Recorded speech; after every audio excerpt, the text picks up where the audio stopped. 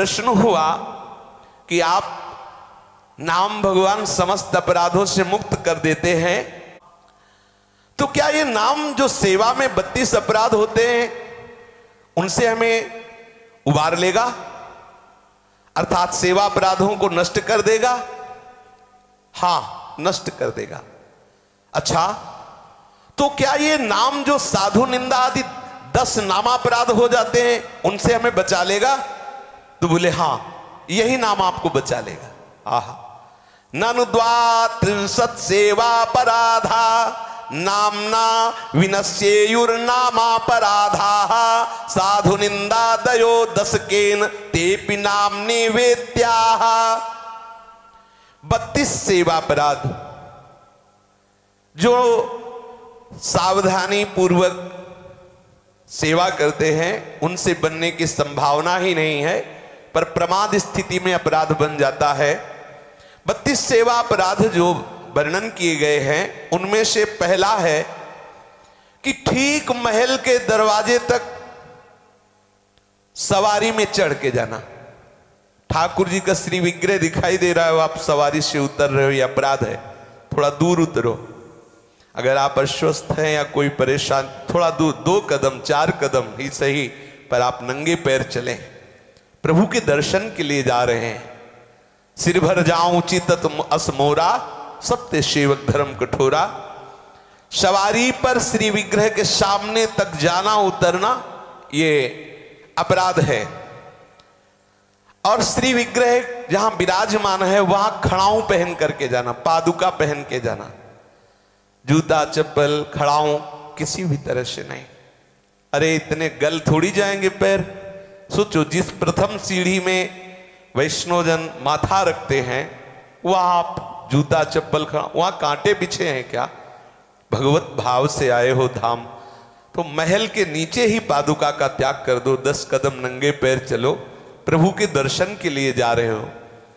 सवारी पर चढ़कर जाना, पैरों में पादुका पहनकर, खड़ाऊं आदि पहनकर मंदिर में प्रवेश होना, ये सेवा अपराध पहला। दूसरा, कोई उत्सव मनाया जा रहा है, वैष्णव है आप, राधाष्टमी है, जन्माष्टमी है, आप बिल्कुल ये उत्सव नहीं मना रहे, न जन्माष्टमी मना रहे हैं न राधा अष्टमी मना रहे हैं। जो भागवतिक वैष्णव मर्यादा के अंतर्गत उत्सव बनाए गए हैं उन उत्सवों को ना करना ये सेवापराध के अंतर्गत है। यदि आप नहीं कर सकते तो सम्मिलित हो जाइए, जहां हो रहा है वहां जाके सम्मिलित हो जाइए, वहां दर्शन कीजिए, उत्सव में सम्मिलित हो जाइए। तो जो जन्माष्टमी, राधाष्टमी आदि, जो चाव, रथ यात्रा आदि, इनमें सम्मिलित नहीं होते, ये दूसरा सेवा अपराध है।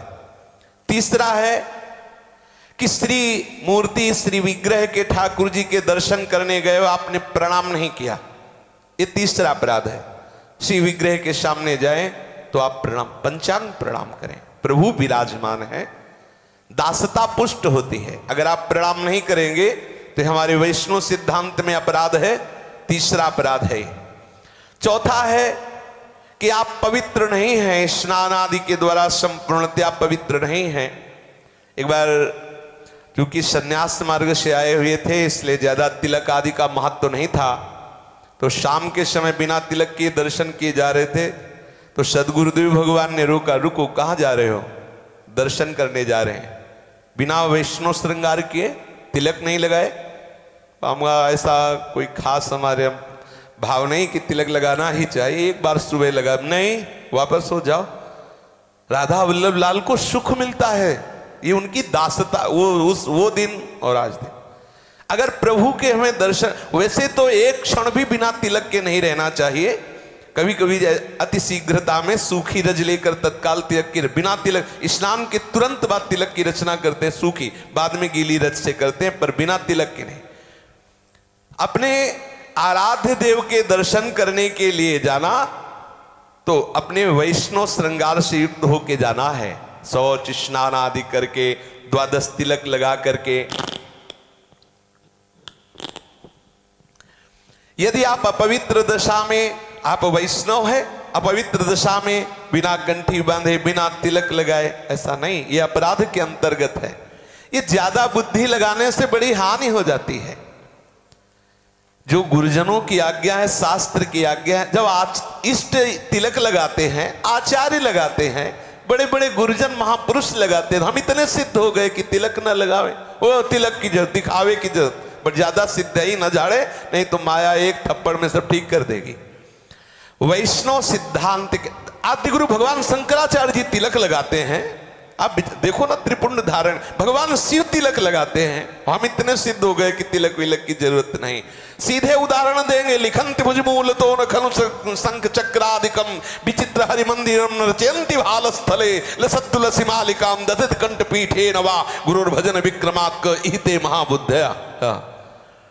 स्थिति कहां है, वो मारेंगे वो श्लोक जो अवधूत स्थिति का, परमहंस स्थिति का। हम अपनी स्थिति से चले।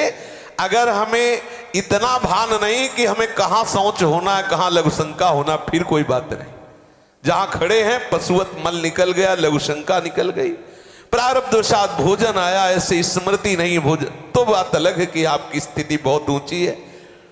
लेकिन अगर आपको होश है शरीर का, तो आप ठीक वैष्णव सिद्धांत के अनुसार दर्शन करने जाएं आराध्य देव के।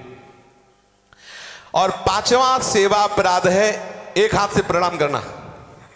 ये कोई वो सरकारी ऐसा थोड़ी कि सलूट मार रहे हो, भगवान ने दोनों हाथ दिए, ऐसे दोनों कर जोड़ो प्रणाम। वैसे तो चाहिए कि पंचांग तो कम से कम प्रणाम करे ही प्रभु को, लेकिन अगर बहुत ज्यादा अहंकार बढ़ा हुआ है तो इतना तो कर ही ले। दोनों हाथ ऐसे नहीं ऐसे करके एक हाथ से प्रणाम करना, ये 32 सेवा अपराधों में 5वां अपराध है। परिक्रमा करते समय प्रभु के सामने आकर कुछ घूम करके फिर परिक्रमा करना,